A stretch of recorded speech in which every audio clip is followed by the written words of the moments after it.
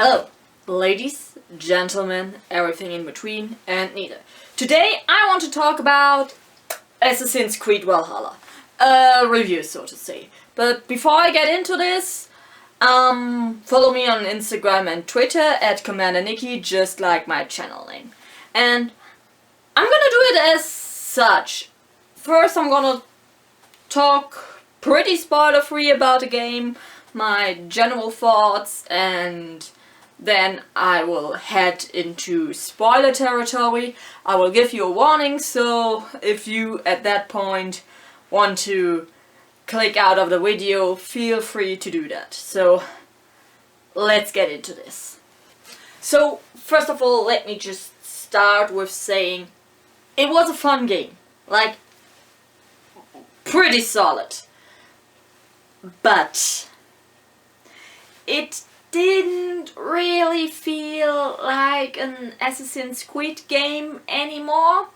And ever since, like, the new, let's call it, I don't know how to call it, but ever since, like, Origins and Odyssey, I've heard a lot of voices say, yo, this isn't Assassin's Creed. And you know what? I think they're kinda right. It doesn't really feel Assassin's Creed-y anymore. But I think that's just with this broad selection of games in the Assassin's Creed series that are out right now, it's just hard to stick to just one thing. Like, gameplay has to evolve. Like, otherwise Assassin's Creed would be just like any other sport game coming out year after year after year, and it would be annoying. You know, if you hear me talk on social media or maybe in videos, that I have a huge problem with sports games. So, before I drift off too much, let's get back to Assassin's Creed Valhalla. I'm gonna break it down to, it's basically Skyrim without dragons and magic. Which is not a bad thing. I heard many criticisms on the Civil War quest line in Skyrim, and I think, I've never read it somewhere, but I think people looked at that, had in the back of their mind that they kind of wanted to do something similar with the Vikings invading England, and thought, wait, if we're gonna do that with taking over areas, it's gonna feel like Skyrim's Civil War quest line. And we have to do better. And better they did. When I first saw the map with the regions, I thought, oh no, oh shit, here we go again, it's gonna be the Civil War quest line of Skyrim, and it's gonna be repetitive as fuck. Luck was on my side.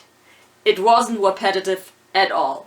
It felt a tiny bit repetitive because you kept going over, making new friends and allies, going back, picking up a new mission to the next area, you kept going. But the missions itself that you went on to find new allies and friends, they were vastly different almost each time. So that's a huge plus in my book. And yeah, the graphics, they looked really, really, really good at a distance.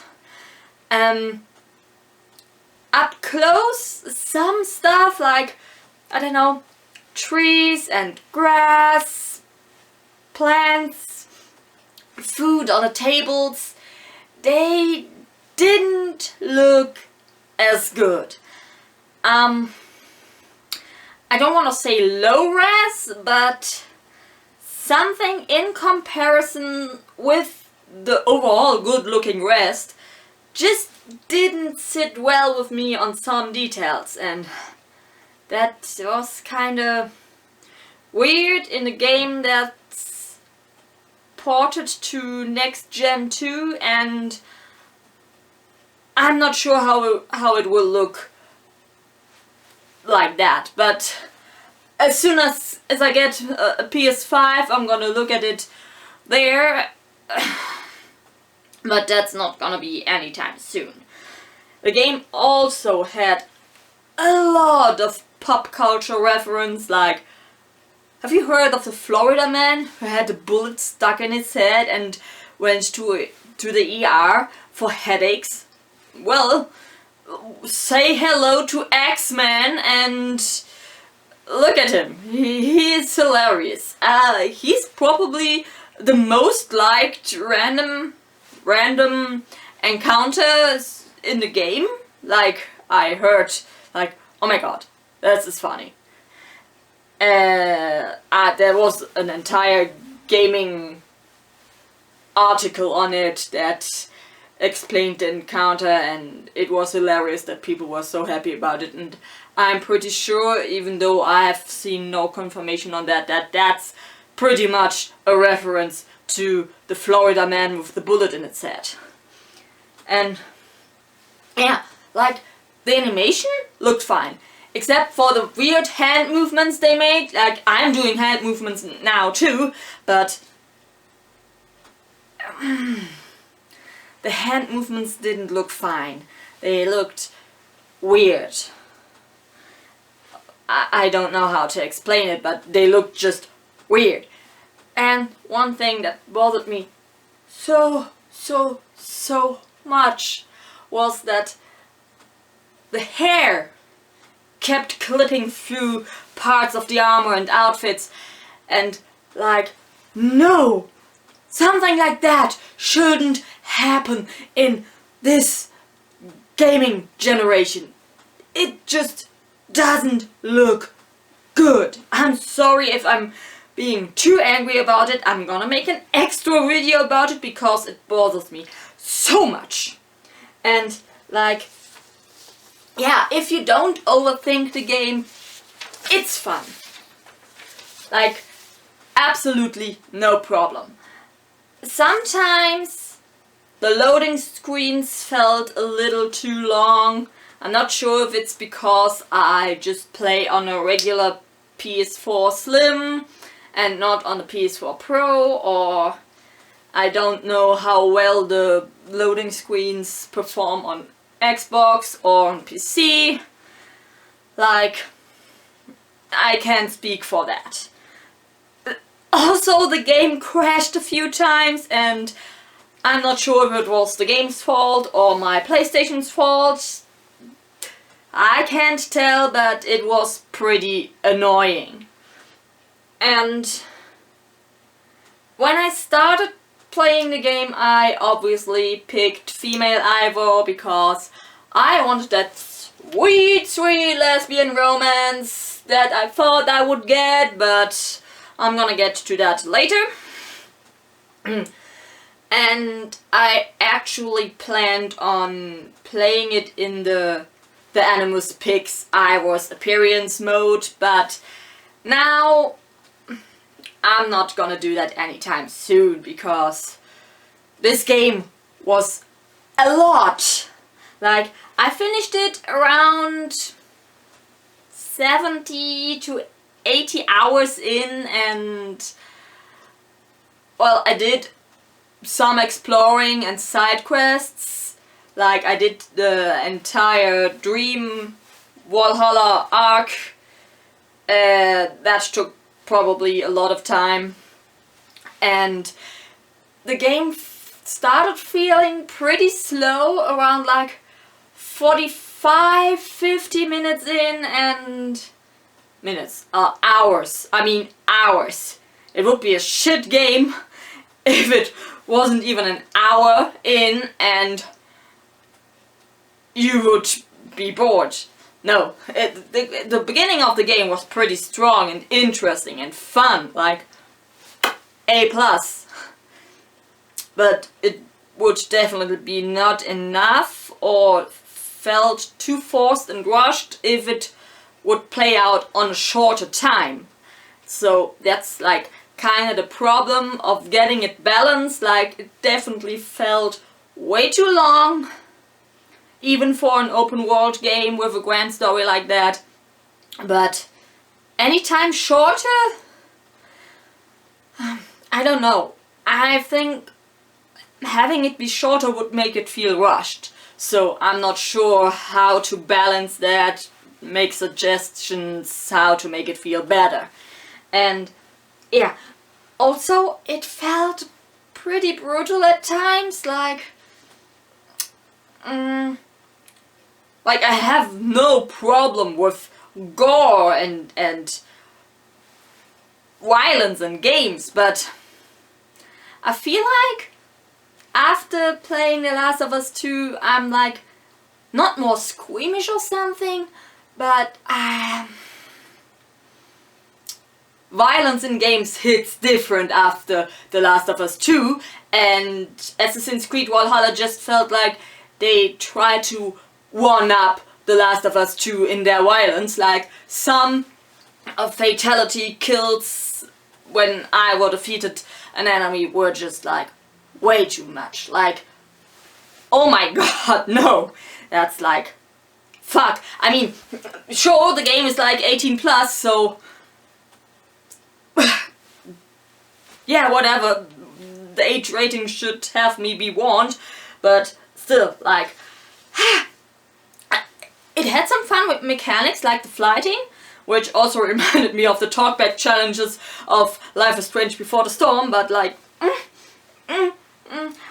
I never want to complain about, oh, this reminds me of that game. Like, I find a lot of comfort in overlapping themes in games I play. For example, I love Days Gone a lot because it reminds me a lot of Red Dead Redemption.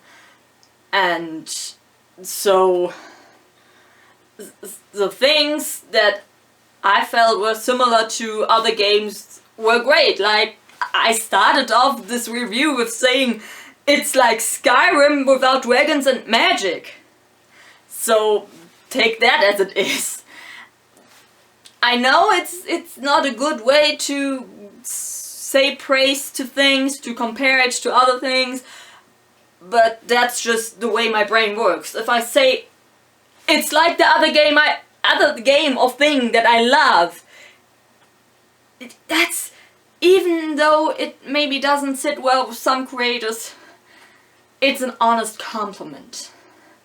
So yeah, if you're a creator out there and you feel bothered by people saying, yo, this reminds me of whatever, it's not an accusation of plagiarism, it's maybe just an honest compliment that's maybe not worded in a way it should be. And that's it. One more last thing I say, or two, is the cinematography was really great at some points. Like, wow. I felt like I was watching some high-end Hollywood grand production and it's just a video game. And one last thing before I jump into spoiler territory is, I thought the game would be a lot queerer, like Assassin's Creed Odyssey levels of queer, and it was a mistake to think that. Like, sure, not everything has to be queer, but in this day and age it better be, because gamers come in all sizes, shapes, colors, sexualities, whatever. heck, there could be aliens walking among us, disguising as a human. That's a weird comparison. I'm sorry, but you know what I mean. Like, everyone should be able to find something in a piece of media to feel seen and represented. But this video is a review about Assassin's Creed Valhalla, and I don't want to go too deep into those topics that I maybe might want to make a video about later. So yeah, there were fun mechanics, the game looked great. It's a really cool game if you're into that kind of setting. So yeah, I would recommend it, but I would wait for a sale. I definitely wouldn't recommend it buying at a full price unless you really super duper love that kind of game or have that kind of money lying around. So yeah, that was the spoiler-free part of the review, and I'm gonna give you a chance to click off the video until I get into the spoiler segment. So if you watched till now, leave a like, comment down below, subscribe, all that jazz. Follow me on my social media at CommanderNici, just like my channel name. And now let's get into the spoilers. Okay, so I'm sorry I took off the jacket because the spoiler-free part almost got me pretty heated, and I want to continue without like getting too warm and also having more room to move and gesture, because oh my god, do I have a lot to say in this spoiler section. So from now on, be warned, there will be spoilers for Assassin's Creed Valhalla. There will be one small-ish story spoiler for Assassin's Creed Odyssey, but it's rather small, I think. Semi-big, I'm not sure, but maybe you've already played it, so there's the warning. If you don't care about spoilers or already played the game, go ahead. If you don't want spoilers, here's your last chance. Click off the video. So now, actually, let's get into spoiler territory. Can we talk about the Assassin's Bureau that was added? Or let's say the hidden ones, as they call themselves in this game. No! It was like, remember like about 10 minutes ago when I said it didn't really feel like an Assassin's Creed game anymore? I think the developers thought the same and were like, yo, you know how people complained about Origins and Odyssey that it wasn't really an Assassin's Creed game anymore? We should bring the assassins back. And so they did, and it was like just some odd side quest thing with one part jumping into the main quest line, and it led to a really weird and really confusing twist. I kind of talked about that in my previous video where I explained why I think Valhalla is one of the last Assassin's Creed games ever. And yeah, so let's talk more about this twist. We have this character, Basim. He's one of the hidden ones, part of the assassins, and he was the bad-ish guy all along, and he tried to get into this vault, but somehow, even though I believe he's Isu, which should give him a passage, I don't know why he needed Ivor or Sigurd for that. I'm not sure what was his plan there, but so Basim surprised Ivor and Sigurd in this vault of the Isu up in Norway, and it was weird. He had some grander scheme about losing his family, and I think he's part of the Isu because he complains of our modern day tech being really far behind. So yeah, that screams Isu, because Isu are like super powered, hyper modern tech, even though they lived in ancient times.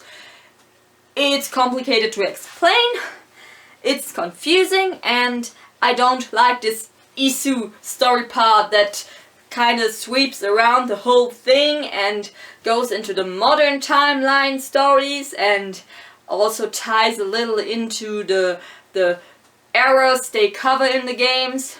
I don't like it. I'd rather have it just be games set in that era and leave it at that. I don't like these real life bits that try to tell a grander story. I don't care about them. I want to be some Native American helping in the revolution, or in France the revolution, or whatever. Like, I want to do that. I don't care about whatever ancient civilization did or didn't do. It felt a little too much. Always like, oh, there's this grander scheme, and like, I just want to have fun in the day and age the developers chose to set a game into, and not have that second timeline. So yeah, the Basim twist felt really weird, because at first I thought, and was really surprised by that they would go for that again, which they actually didn't. But with Sigurd being so weird, I thought they would go for this evil sibling timeline story thing again, with the thing they did in Odyssey before. So it was weird. Like, I thought I would have seen the plot of the evil brother coming, and it kind of was the plot of the evil brother for a long time, but then he came to his senses and the plot twist got even weirder. And I'm not saying it came out of nowhere. Like, Basim was always pretty shady, but heck, the Assassins call themselves the Hidden Ones. If they are not shady, what the fuck are they doing? And yeah, the Basim twist felt like it came out of nowhere, and sometimes you feel a twist coming, and I think sometimes you really should see twists coming.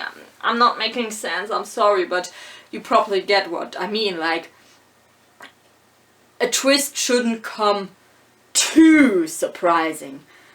Like, because sometimes it would feel out of nowhere, and that's sometimes really uncalled for and weird.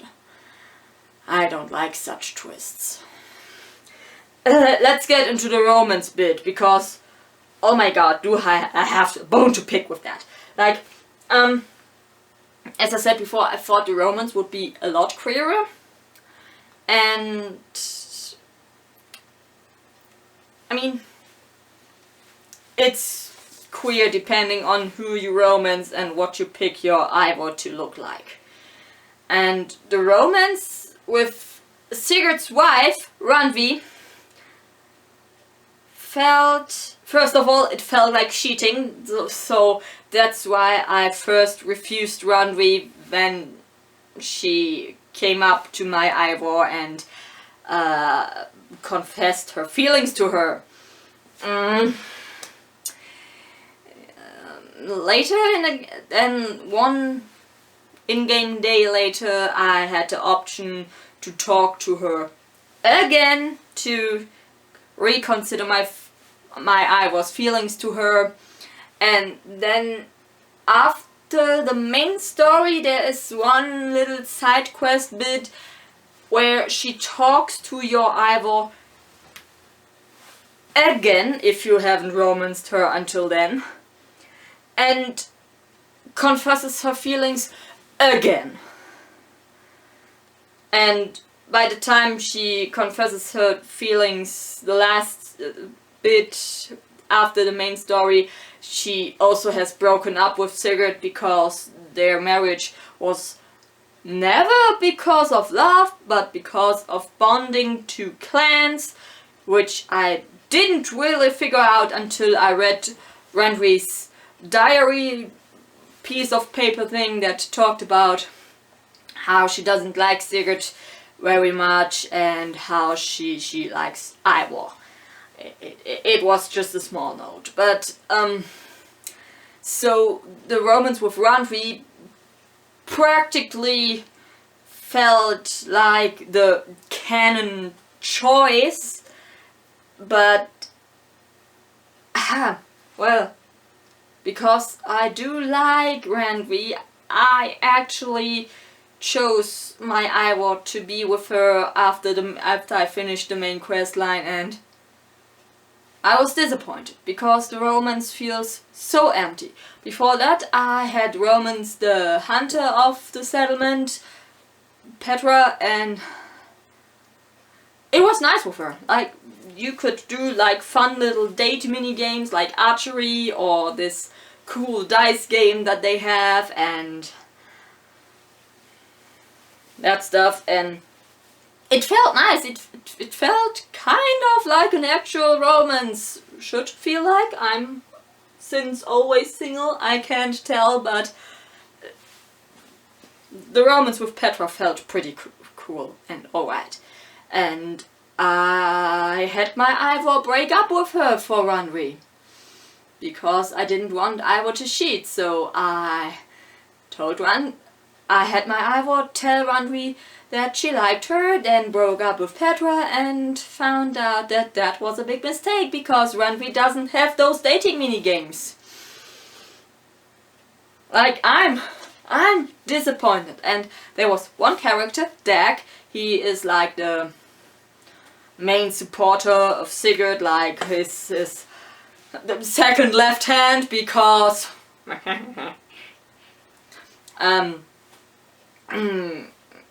but Sigurd chooses Ivor to be in command of the settlement while he is away doing stuff, and that doesn't sit well with Dag, and he keeps complaining to Ivor, you're not Sigurd, I'm not listening to you, you suck, and the thing is, I know where he's coming from. He sees Sigurd as the pure and only leader of the settlement and doesn't want to listen to anybody else.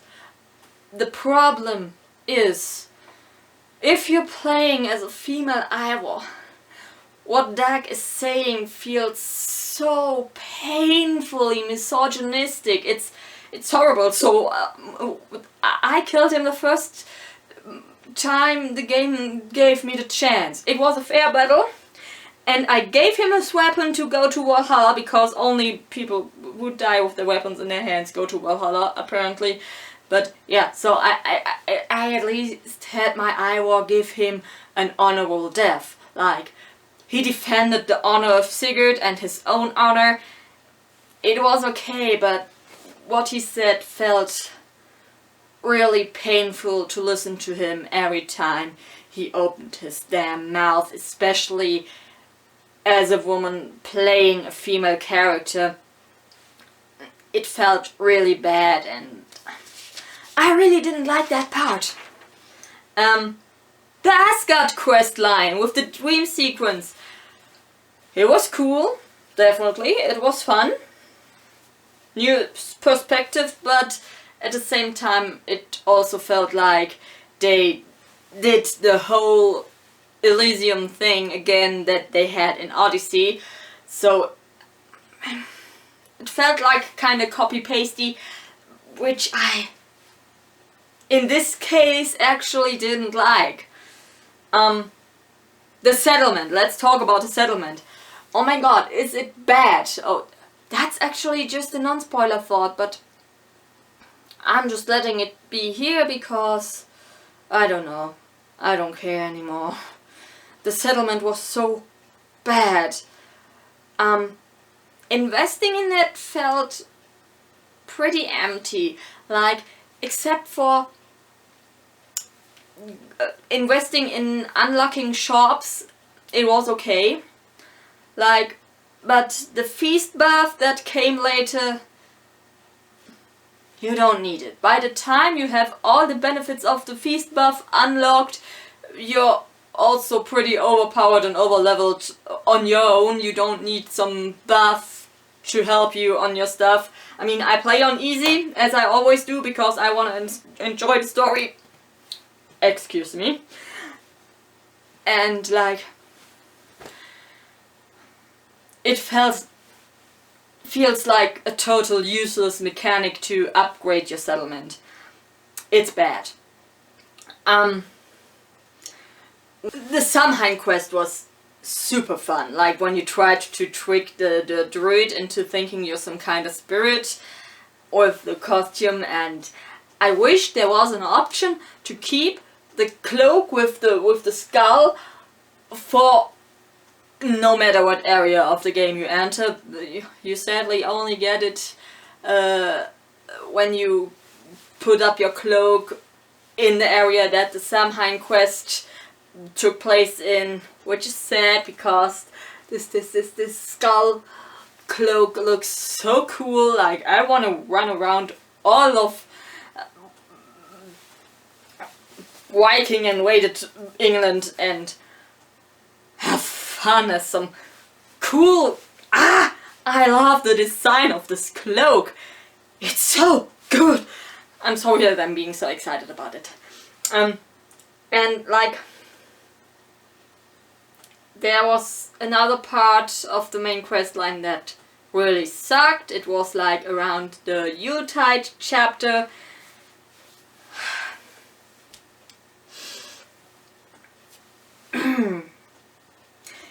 You were basically playing some kind of investigator, trying to figure out who is wanna mess with the feast and poison all the people and all that stuff, and you're put into the role of being an investigator, and it takes out a lot of speed in the game, which at the point was already pretty slowed down.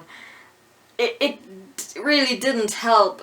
Like, if you had that part as some kind of intermission, maybe it's just my fault because I picked the missions in the way I picked them, but I didn't know. Like, if I had known better, maybe I would have picked the Yuletide quest around the time after a big battle to calm down and get into the next battle, big battle after that. I didn't like the investigation quest line. It was interesting, sure, but it was way too much talking, way too much walking around, and way too little action for a game like that. Of course, like, Assassin's Creed, actually you're being stealthy and stuff, but I like that you don't have to rely on stealth that much anymore in Assassin's Creed games. So, the investigation part did feel a little weird. Post-game. Let's talk post-game, because I think you and I want this review to end soon, so we can focus on other things. And the big battle at the end was fun. It was awesome. Felt like a really good final to the game. But I want to be honest, unless you're really into exploring, the post-game isn't worth playing much